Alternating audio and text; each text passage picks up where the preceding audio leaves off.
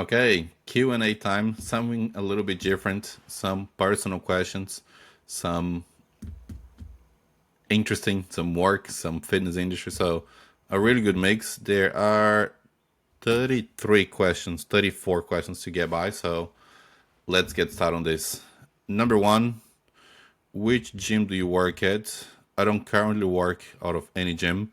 Work from home full time, Victoria's Nutrition. I train out of Muscle Club and Fit Factory in Kumeu.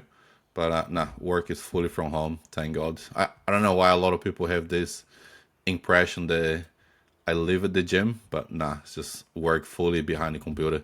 There's enough shit to do that I don't need to be at the gym PTing, and that's a chapter in my life that's done. I can't find any price on your website. Yes, there was a change that I did early last year.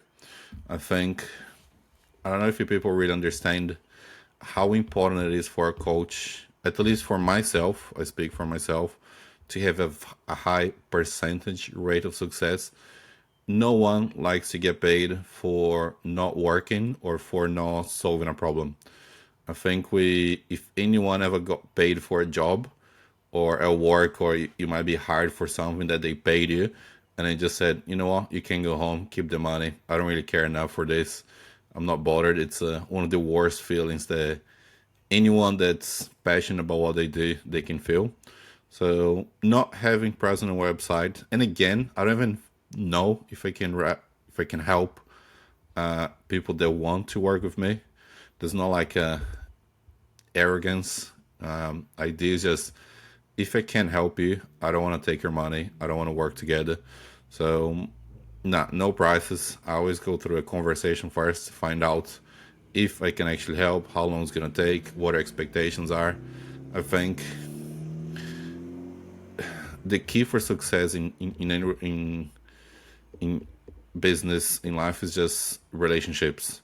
And if the communication, the expectations, everything is set from the get go, and then we're gonna have a successful relationship, you're gonna get what it came for. We're gonna achieve the results, and then I'm happy. And it breaks my heart to have a low percentage of success.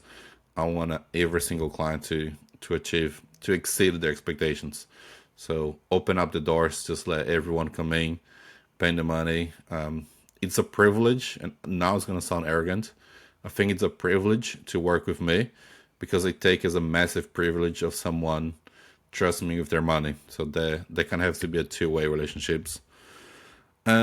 What's your opinion in glycerol as a supplement? I don't even know enough about it to be honest. Might be good for a good pump, I guess. Probably a good idea, but the way I run things, the way I see, supplements are just a very small drip in a massive bucket. If you've never been able to get lean enough to see your abs, if you struggle to get in shape, if you don't have control of your eating, if you're not a man that you can put your hand up and say, hey, I can control my emotions, I can eat raw whenever I want to, I can get big, I can get lean, a supplement's not gonna make the biggest difference. Is 38 with fucked up knees too late? Too late for what? Win the Olympia, maybe? Too late to get in shape? Never. Too late to level up as a man? Definitely not. Too late to take control of your eating? Too late to have more energy and feel great? No. Too late to make a positive change and impact others around you? No. I have people like 51, 52, 53 that still make some massive change, and we highly underestimate what a good 6 months can do to someone. You can fully turn your life around in 6 months. And the interesting thing is, in 6 months, you're still exactly the same age. So you haven't even technically aged yet. So you can get so much done. You can fully transform. You can literally transform your life in 6 months, and not too late. It's a weak excuse. Who is your friend that supports you the most? Uh, Top of my head, straight up, maybe Stacy, Jamie, Harry. They probably the three that come up straight up when I need something that I message them straight away, and they're gonna give it to me. They're not gonna bullshit me. They're gonna be straight up honest. So probably those three, just because how honest they are with me. They're not gonna let me get away with bullshit, or they're gonna hold me to a high standard. And that's probably the reason I love those three. Who is your friend? What supplements do you recommend?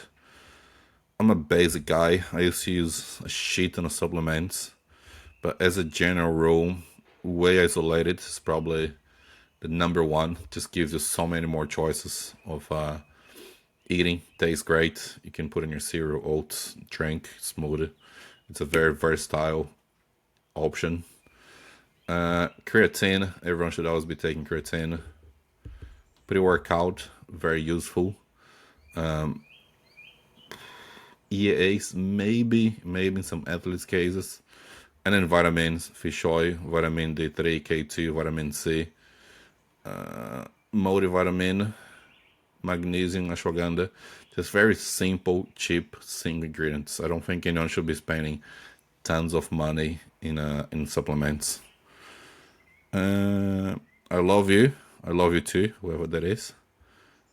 How old are you? 34, turning 35 in July next year. Getting old. What is the lowest point in your fitness journey?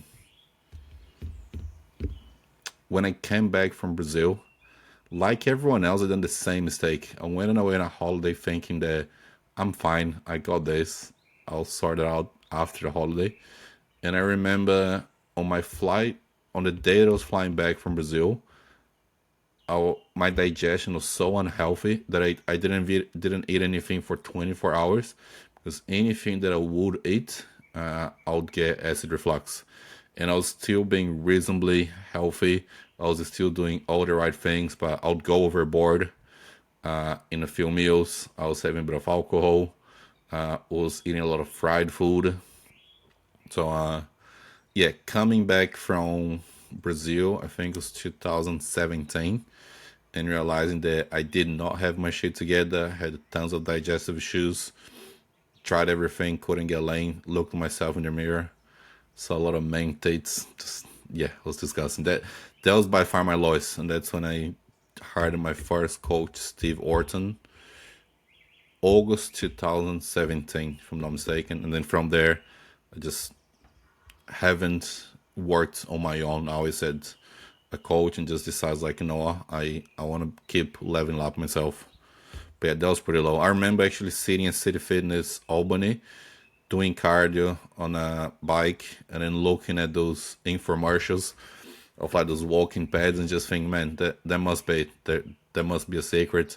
And I got very close to buying some of this infomercial bullshits they sell. So yeah, that was pretty low. What's the lowest?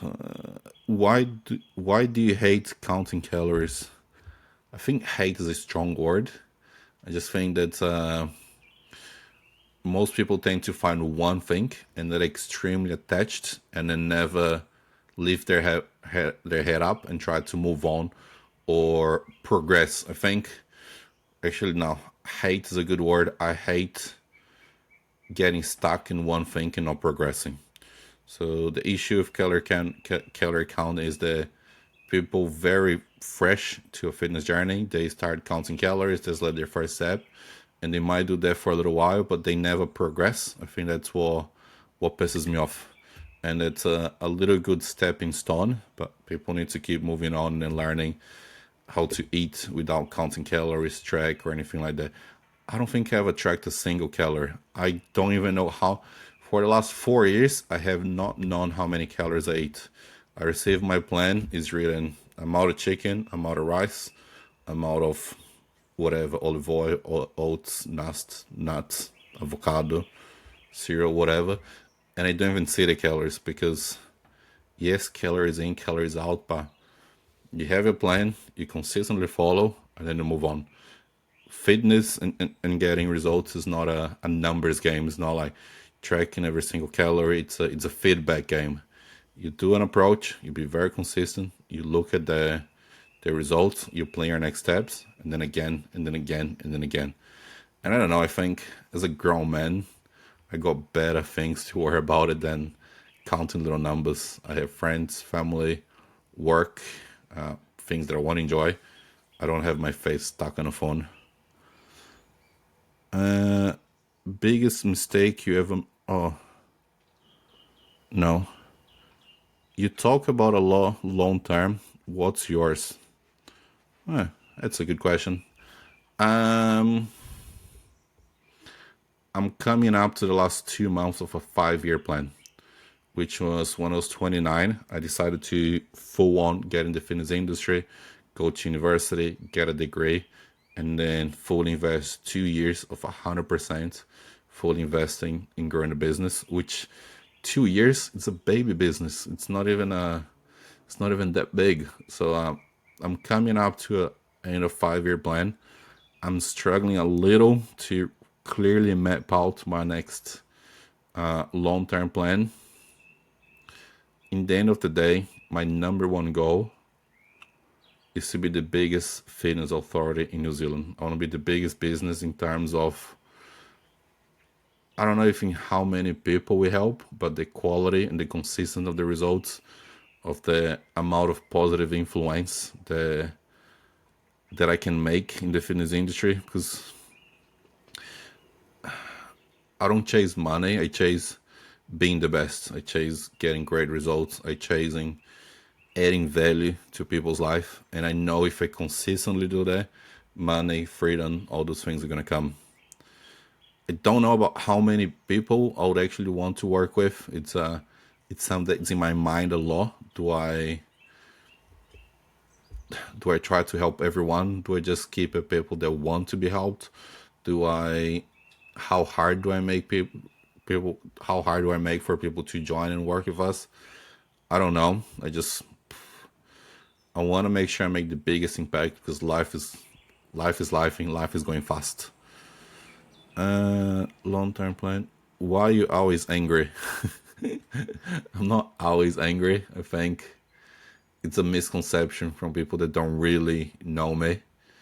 I'm passionate and I don't hold back. I'd rather.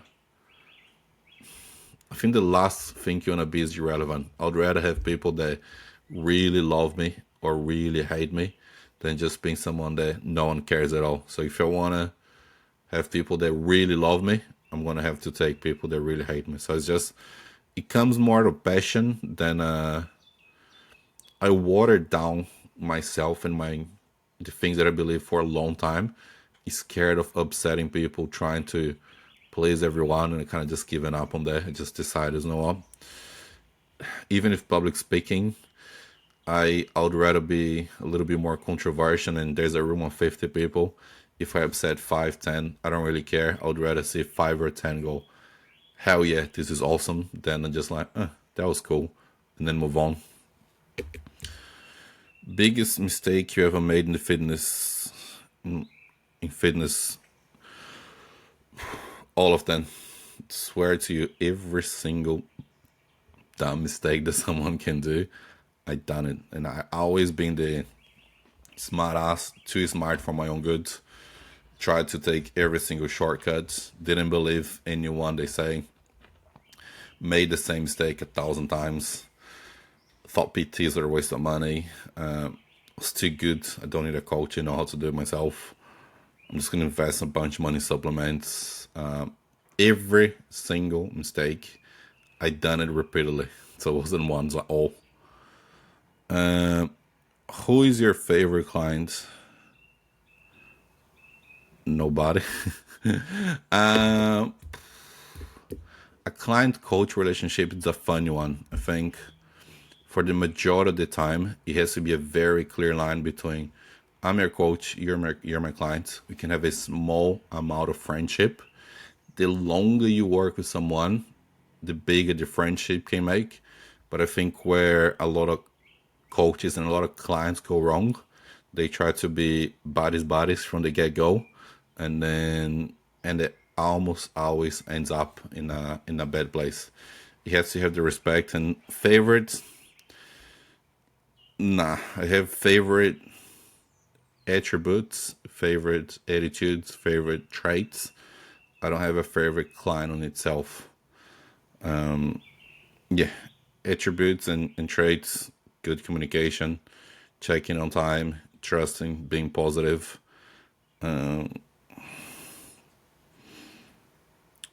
trying to go above and beyond sometimes, asking good quality questions.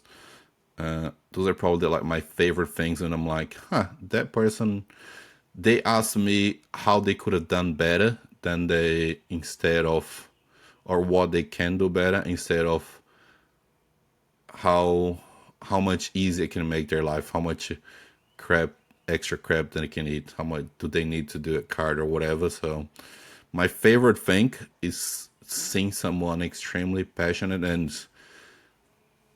surpassing my expectations, kind of going a few steps above. That's actually my favorite thing. Co-worker that annoys you the most. I think I'm the one that annoys everyone the most. Tay, my graphic designer. Some things that she does, some little mistakes. I love her. It doesn't annoy me, it's just funny. We do it for the plot. And I hope she watched this. Uh, one thing people would be shocked to know about you. I don't know.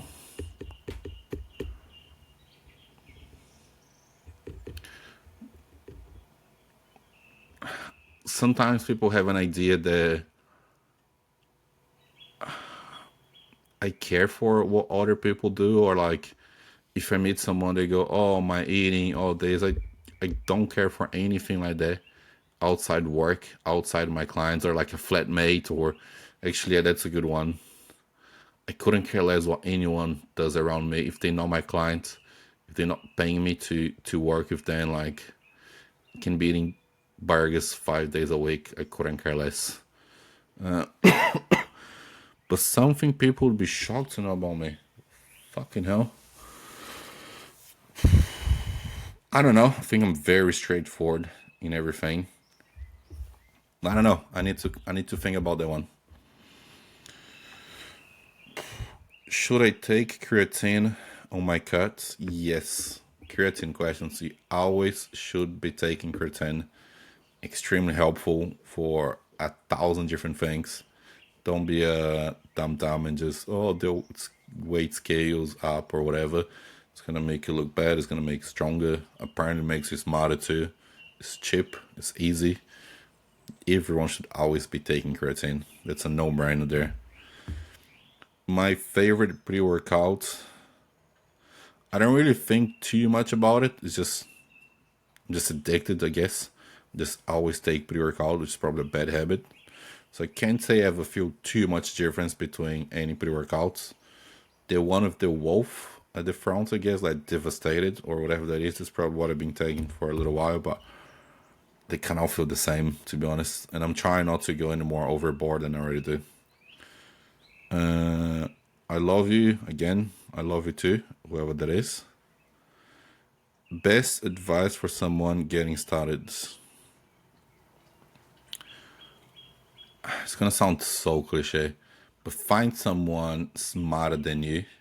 Find someone that done it or repeatedly done it, and avoid a shit ton of mistakes.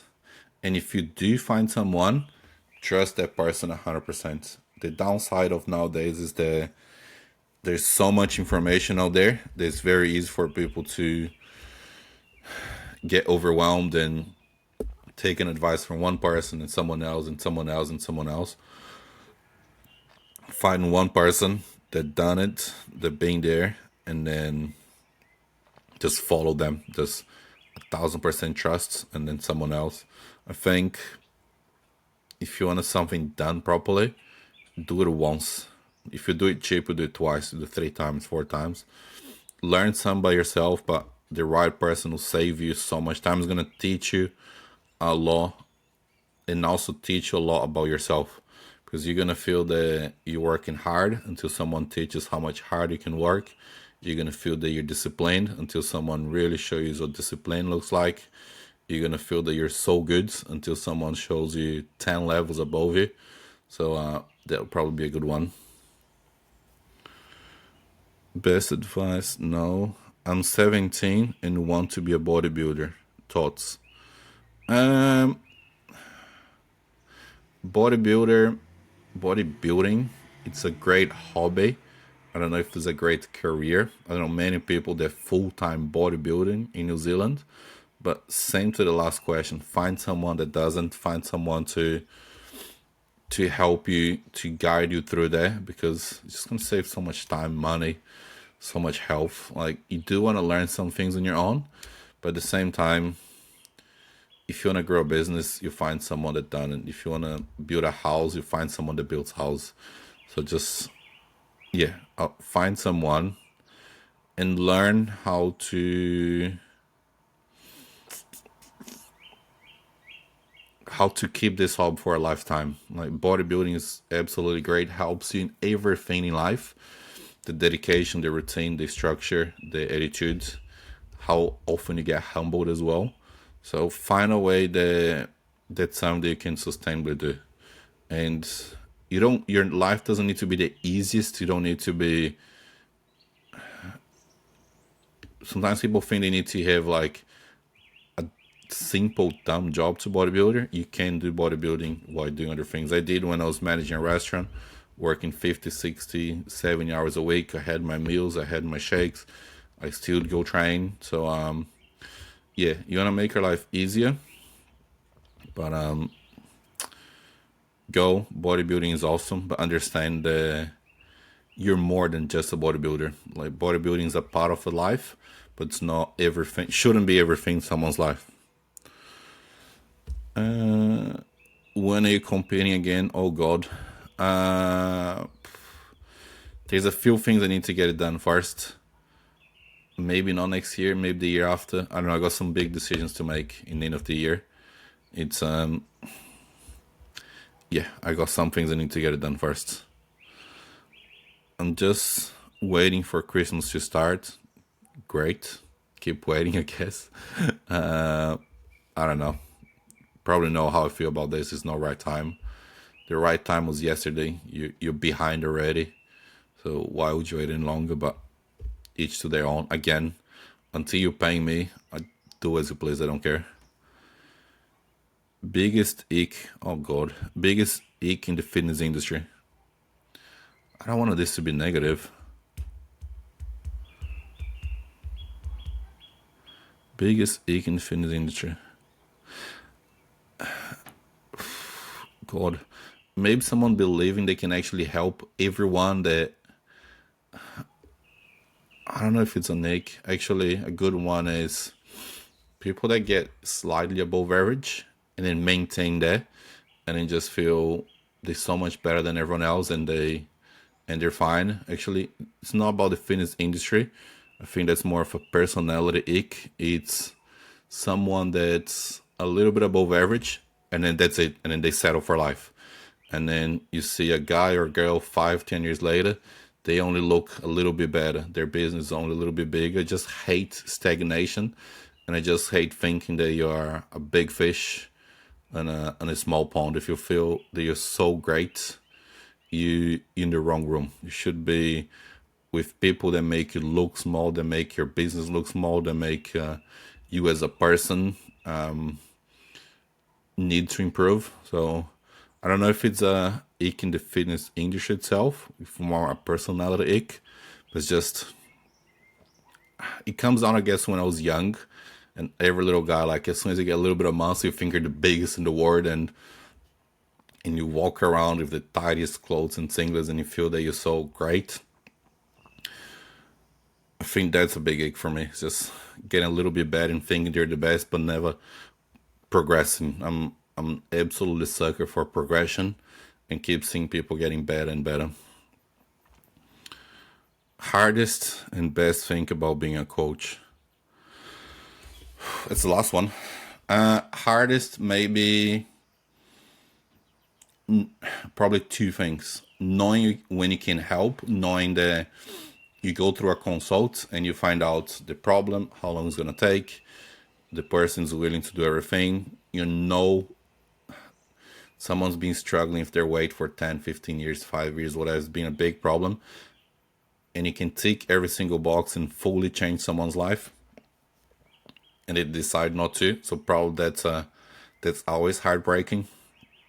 Going through that and I'm like, hey, it's not a dig of anyone for not signing up or whatever. It's just when they see the opportunity to do something great and then you don't do it, it kind of hurts. And I guess the same is when someone turns into a client. It's you know the potential, you know how great someone can do, you know, just not getting the job done kind of pisses me off. It just feels a bit of a waste. And comes down to one of the very first questions about like the price and stuff. If you ever been paid to not work, it absolutely freaking sucks. If someone, you're at a job, someone kind of say, hey, we don't need you, we're just gonna pay for you to stay home, we would rather not have you here, we don't even care about the money, that's not a great feeling. So someone paying or like not checking in, not making the most, if they trying and they having problems, I think that's okay. It's part of a journey. But someone paying and disappearing, that hurts. Or someone not being able to keep my promise and break someone's bad habits, I think is probably one of the hardest ones. Is going doing everything that I can and still not get there. That kind of sucks. Or yeah, best when that happens, I guess. The opposite, when someone is very appreciative, when someone kind of goes, you changed my life, this was absolutely great. I had seen a guy get a girlfriend, seeing a guy starting to get laid, absolutely love it, because I know as a guy what is to have low self-esteem, not think very highly of yourself, avoid dating, not being social. So recently I've seen a lot of guys that work with getting girlfriends, start getting laid, sending me photos of them flexing in the mirror. So that's one of the best parts. And the same as a girl, which I guess pretty clear, I have soft spot for coaching girls, seeing then I feel so good in a dress, their confidence is shine. So being able to do a very big positive impact, it's something that money can't buy. It's like a feeling that when you have it, you just want to do it again and again and again. That was everything. I appreciate you guys listening to my bullshit for another 27 minutes, and I'll see you in the next one.